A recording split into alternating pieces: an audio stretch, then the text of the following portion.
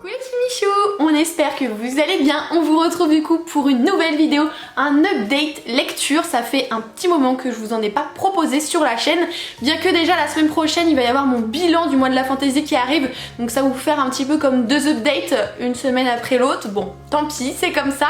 Vous allez voir, j'ai pas mal de romans à vous présenter. Je peux pas vous dire le nombre en avance parce que ce que je vais faire, c'est que je vais faire en fonction du timing pour pas que ce soit trop long, parce que je sais que quand c'est trop long, eh ben on n'écoute pas vraiment, on a envie de squeezer la vidéo et il ne faut pas squeezer cette vidéo. Voilà.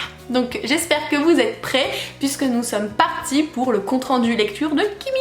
Je vous propose de commencer avec ce petit roman-ci. Il s'agit de La fille qui pouvait voler de Victoria Forrester, publié aux éditions Lumen. Je vous ai fait une chronique sur le blog, donc n'hésitez pas à checker. Et d'ailleurs les chroniques vont revenir normalement cette semaine, donc je suis trop contente de pouvoir reprendre un rythme régulier parce que 2 vidéos sur YouTube, des photos tous les jours sur Instagram, plus le blog, je vous jure que ça prend roise de temps. Dans cette histoire, on va suivre Piper McNimbus qui est une jeune fille pas comme les autres, puisque depuis toute petite, elle a le pouvoir de voler. Donc vous allez me dire, c'est vraiment génial de savoir voler, etc. Oui et non, parce que quand vos parents ont tellement peur de ce secret, tellement peur que d'autres le découvrent, et qui vous boycottent à la maison, sans que vous n'ayez d'amis, sans que vous n'ayez accès à l'école, elle est vraiment cloîtrée chez elle, et bien ça fait d'une petite fille assez naïve, et de ce fait, un jour, elle va utiliser, sans penser à mal, parce que pour elle son don, bah tout le monde l'a, il n'y a pas de problème là-dessus, donc elle va voler en public et de là va commencer énormément de péripéties. Piper va donc être harcelée par les paparazzi, les journaux, ils ne vont plus en pouvoir s'en sortir, ça va être super compliqué pour la famille, jusqu'au jour où une certaine dame qui est directrice d'une école peu commune leur propose de prendre Piper sous son aile, puisque en effet dans cette école il y a d'autres enfants, des enfants qui ont des dons tout comme elle. Et disons que dans cette école, beaucoup de choses se cachent derrière les apparences et que Piper risque d'en faire les frais. J'essaie de pas trop vous en dire parce que je pense qu'il est intéressant de le découvrir par vous-même tout simplement et qu'il fait moins de 400 pages donc il va se lire extrêmement vite. J'ai aimé ma lecture avec des mais. J'ai aimé l'histoire qui est dépeinte, j'ai aimé le fait, j'ai trouvé touchante en fait la naïveté de Piper, même si ça peut être agaçant pour certains, moi j'ai trouvé ça très touchant. J'ai aimé le côté où elle intègre une école, qui n'est pas sans rappeler du coup Harry Potter que j'aime énormément, peut-être que ça y a joué aussi, on sait-on jamais. Et il y a des choses qui m'ont un petit peu gênée. Alors c'est un public vraiment très jeunesse pour lequel est destiné ce roman. Et ça se sent très clairement. J'ai l'habitude de lire du jeunesse, mais il y a des choses du coup qui m'ont embêtée dans celui-ci et qui sont très clairement liées à ce public qui est visé. J'ai pas trop apprécié la fin qui, on va dire, le dénouement était super rapide et l'après-dénouement est super long je trouve. Donc je comprends pas en fait quel était ce changement de rythme. Pour moi il n'était pas nécessaire d'avoir une telle temporalité. Un tel changement de temps comme ça, j'ai pas compris. Voilà, je vous avoue que j'ai pas compris, j'ai trouvé ça dommage. Après c'est une lecture je pense qui pourrait vous plaire de manière générale. Je sais que voilà, moi c'était assez mitigé, mais j'ai quand même apprécié, j'en retire du bon. Et le moins bon, voilà, vous avez eu un petit aperçu. Après franchement n'hésitez pas à tenter le coup parce que je vous dis il est possible que ça vous plaise. Et puis la couverture est très belle aussi, hein. Je continue avec une seconde parution des éditions Lumen. Il s'agit de L'envol du phénix de Nick Popretto. Celui-ci, c'est un petit chouchou. On va suivre les aventures de deux frangines, Véronica et Val, qui vivent dans un univers très particulier. Un univers où il fut un temps, il y avait des... pas des chasseurs mais des dresseurs de phénix. Voilà, c'était un univers beau, paisible, mais bien sûr ça ne dure jamais. Il y a deux parties qui se sont fait la guerre et le clan des dresseurs de phénix ont perdu la bataille.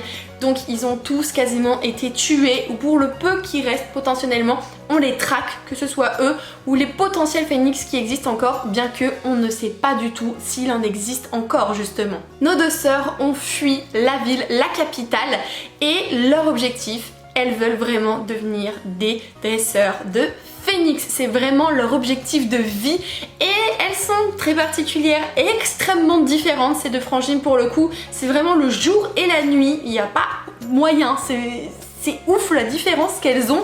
Et un jour, elles vont trouver un œuf de phénix, les petites vénardes, et le premier phénix du coup va faire son apparition.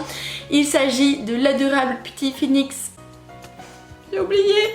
Pourquoi j'ai oublié? Non. Il s'agit de l'adorable petit phénix Xéphira et disons que l'une des deux sœurs va faire un truc catastrophique qui fait que le phénix malheureusement ne va pas survivre, voilà.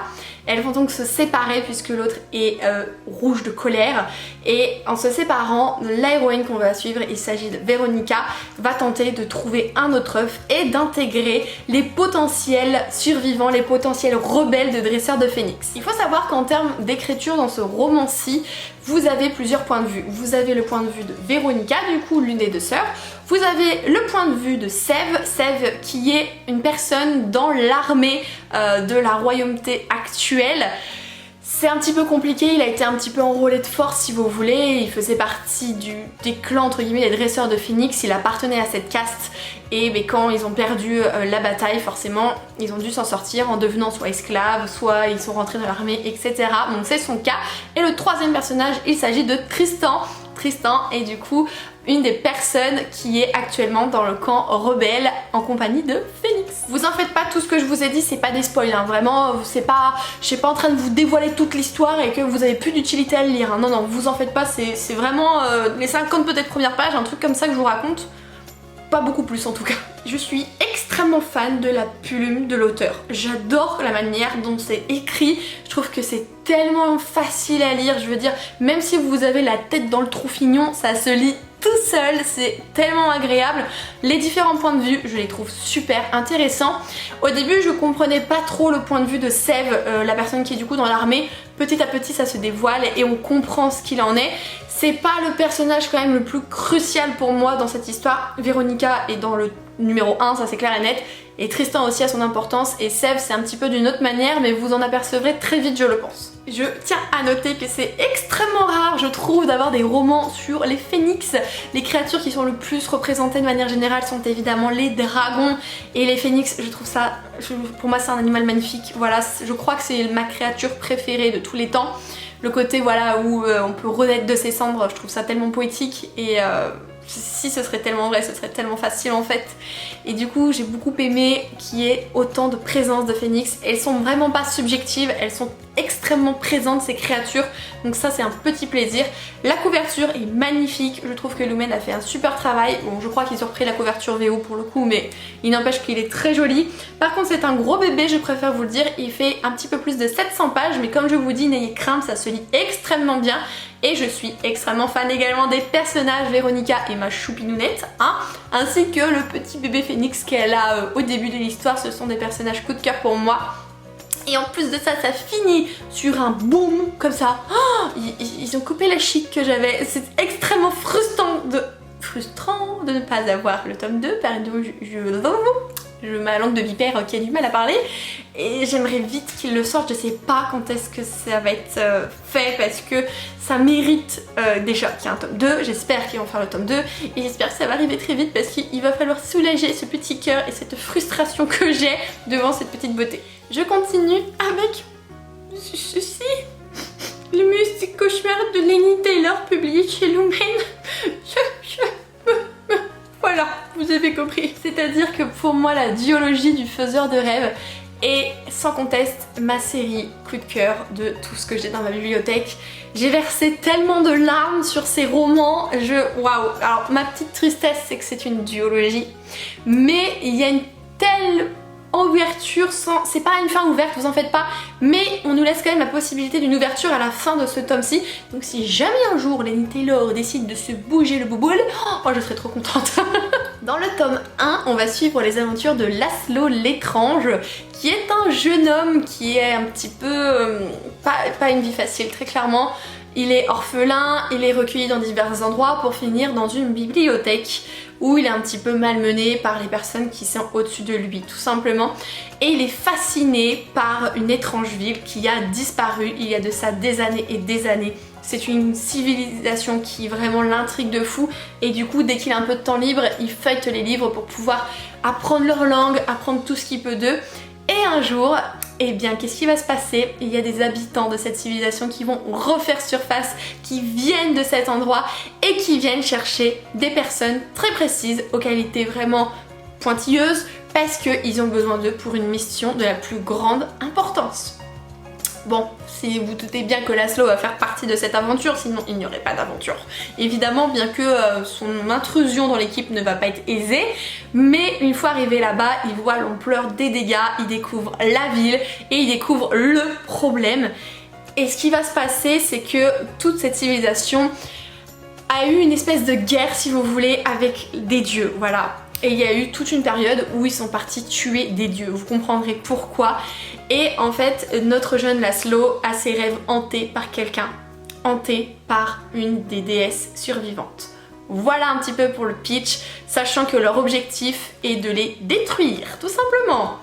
Les humains doivent détruire les dieux, si vous n'avez pas compris, les dieux restants en tout cas. Waouh, claque intersidérale galactique de l'univers. Je sais pas si ça se dit, mais moi je vous le dis. Il est superbe. Lenny Taylor a une plume d'une fluidité, d'une tendresse, d'une... Oh là là. J'ai pas arrêté de pleurer à chaque scène émouvante. J'étais piégée. C'était foutu pour ma pomme. J'ai pris à chaque fois une claque dans ma figure. C'était vraiment un truc de fou. Je ne peux que vous recommander cette saga. J'avais longuement tâter le terrain avant de me lancer dans le tome 1, je ne sais pas pourquoi, hein, parce que souvent on hésite, et quand on se lance on se dit waouh, et là c'est genre le waouh, c'est genre ma saga. Pour moi, elle passe au-dessus même, et je vais me faire taper, hein, mais elle passe au-dessus de la passe miroir. C'est vraiment, je vous dis, ma saga coup de cœur de tout ce que j'ai lu actuellement. Il faut que vous la découvriez. Le tome 2 est un petit peu différent du 1 dans un certain sens que je ne peux vous expliquer, mais c'est un coup de cœur ultime de la mort qui tue toujours, donc je suis absolument trop fan et je ne peux que vous dire d'aller voir tout ceci. Je vous propose de continuer avec les 2 premiers tomes d'une saga.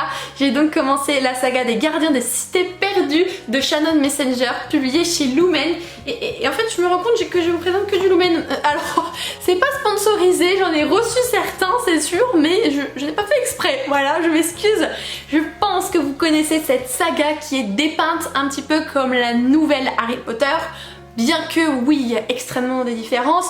Et puis je pense que moi je ne suis pas sûre que l'engouement soit exactement pareil, mais à chaque fois que je parle de cette série, vous êtes tous en train de réagir avec des paillettes dans les yeux, donc finalement j'ai un doute sur l'engouement, s'il est pas pareil ou même pire, je sais pas. Dans cette histoire, on va suivre les aventures de Sophie Forster, qui est une jeune fille finalement pas comme vous et moi. Soit elle vit dans le monde des humains, c'est vrai, mais elle a des particularités, elle est extrêmement intelligente, elle a sauté je ne sais pas combien de classes, 2 ou 3, quelque chose comme ça.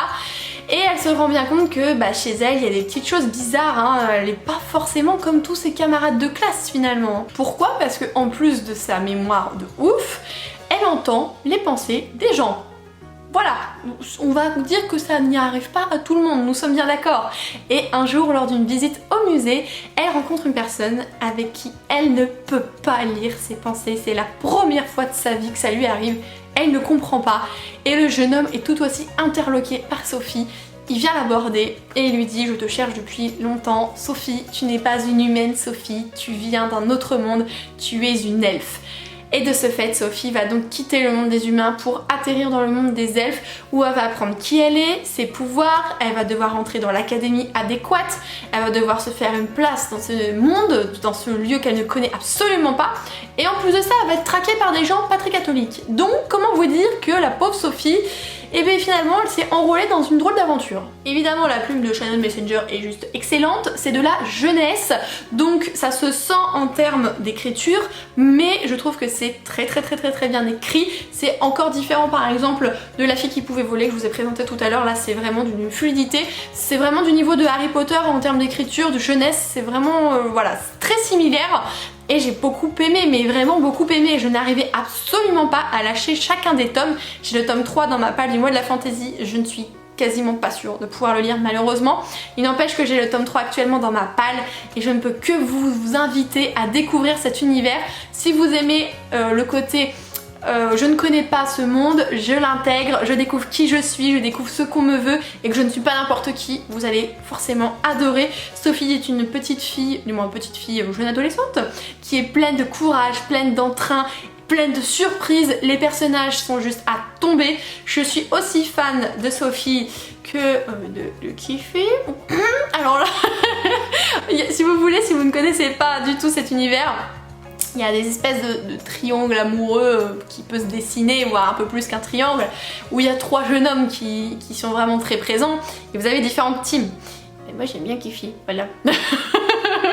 Donc me tapez pas, me lancez pas des bricasses si vous n'êtes pas dans cette team, mais j'assume mon choix, tout simplement. Encore une fois, foncez, les yeux fermés, c'est juste splendide. Je vais terminer avec ces deux-là parce que j'en ai encore d'autres en théorie à vous parler, mais la vidéo va être beaucoup trop longue, je le vois déjà, donc ça va être les derniers. J'ai donc commencé la saga Nevermore de Jessica Townsend, publiée chez PKJ. Vous voyez, je vous présente pas que du Lumen. Dans cette aventure, on va suivre Morrigan Crow qui est une petite fille maudite. Elle a eu le malheur de naître le jour du merveillon et ça signifie de 1 qu'elle est maudite, de 2 qu'elle doit mourir le jour de ses 11 ans. Voilà, c'est génial. J'avoue que je les aurais un petit peu là à sa place, mais bon, elle n'y peut rien. Et en fait, ce qui va se passer, c'est que le soir où elle est censée mourir, il y a un homme qui arrive et qui lui propose de l'emmener et de la sauver. Bien sûr, elle va accepter, elle n'a pas envie de mourir, n'est-ce pas? Et elle va atterrir à Nevermore, qui est un autre pays qu'elle ne connaît pas, qui est accès uniquement par un endroit très secret. Et là-bas, vous avez la magie de manière générale qui est présente sous des formes assez spécifique, je vous l'accorde, et Morrigan va devoir apprendre qu'est-ce qui se passe là-bas, comment est-ce que régit cette nouvelle contrée, ce pays, qui sont ces animaux qui parlent, pourquoi elle est si importante, pourquoi finalement on continue de la traquer. Donc c'est aussi un petit peu à la Harry Potteresque, je vous l'accorde, mais je suis tellement fan de ce genre de choses, je sais pas, il y a un côté tellement merveilleux, magique, insouciant, prenant, c'est juste ce qui me correspond à fond. C'est le genre de petit beurre, vous voyez, que vous prenez quand vous en avez marre, vous prenez votre petit beurre et vous êtes tout de suite beaucoup mieux. Mais c'est l'effet que me font ce genre de série. Actuellement, il n'y a que 2 tomes de parus. Le 3e est paru, je crois, en VO, mais pas encore en français. Et j'aurais pu rencontrer d'ailleurs l'autrice au salon de Montreuil, mais je ne savais pas qu'elle était là. Donc je ne l'ai pas rencontrée, mais c'est pas grave, je suis absolument beaucoup trop fan de ce qu'elle a fait. Il faut découvrir cet univers. Les personnages sont juste géniaux. Autant la petite fille Morrigan qu'on suit est un petit peu aventuresque et des fois j'ai envie de lui mettre un petit coup de pied dans le derrière, mais vraiment gentillet. Autant j'adore, mais avec un grand J, Jupiter, qui est du coup l'homme qui l'a sauvé.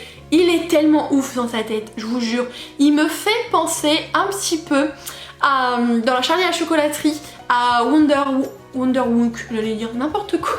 J'ai fait un mix entre la réponse et un youtubeur. Il me fait penser à Willy Wonka dans son côté extrêmement cinglé, avec sa logique qui n'est donc pas logique pour nous. J'aime vraiment ce personnage. Alors c'est vrai que du fait que ce soit assez jeunesse, il y a des choses qui sont prévisibles. Ça, je vous l'accorde. Il va falloir voilà, il faut se dire que va sûrement se passer ça et il va se passer ça, mais c'est pas grave, c'est vraiment bien écrit. Il y a toujours des informations en plus, des petites choses, etc. Je vous assure que vous ne perdrez pas encore une fois votre temps avec cette saga-ci, que je ne peux que vous conseiller avant qu'il y ait je ne sais pas combien de tomes, parce que je crois que ça va être une grosse saga en plus. Et bien voilà les Kimichou, j'ai terminé de vous parler de bouquins aujourd'hui. Je vous ai présenté quand même pas mal, hein, 2, 4, 5 sagas différentes. C'est déjà bien, je trouve, pour un retour d'update. N'hésitez pas à me dire si vous appréciez ce genre de vidéo, parce que c'est très utile de vous montrer tout ce que j'achète, mais il faut que je vous fasse des retours dessus, savoir si, d'après mon point de vue, ça vaut le coup ou non. Pour le coup, vous avez vu, j'ai eu énormément de très bonnes lectures. La fille qui pouvait voler, voilà, j'ai été un petit peu déçue, ça arrive, mais c'est pas la faute de l'autrice, c'est par rapport au public qui est destiné extrêmement jeunesse.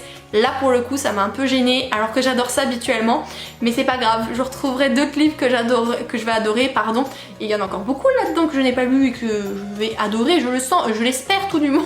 N'hésitez pas à me dire du coup si certains livres vous tentent, si vous en avez déjà lu, si vous en êtes dans votre palle. Vous savez que moi et les discussions, eh bien, je suis une grosse bavarde, donc n'hésitez pas à discuter avec moi dans l'espace des commentaires. Et du coup je vous retrouve très bientôt pour une nouvelle vidéo les Kimichou. En attendant, prenez soin de vous, je récupère mon bras, tout plein de gros bisous. À très bientôt.